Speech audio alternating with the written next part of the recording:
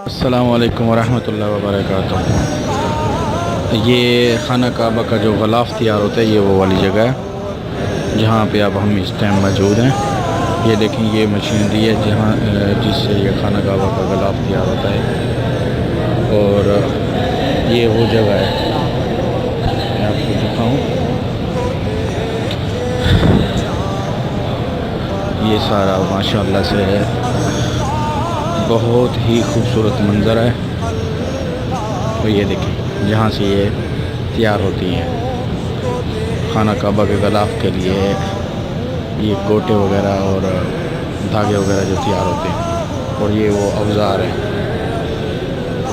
जो इस्तेमाल होते हैं खाना काबा के ग़िलाफ़ को तैयार करने के लिए। और ये देखें, मैं आपको एक और चीज़ दिखाऊं। ये माशाल्लाह ये तैयार हो रहा है, ये सोने के तारों से,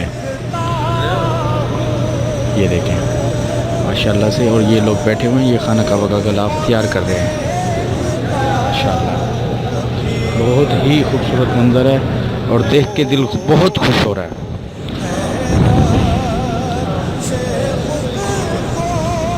ये देखें आप,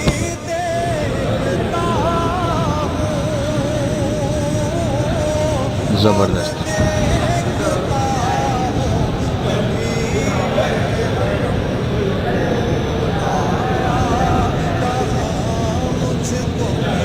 और ये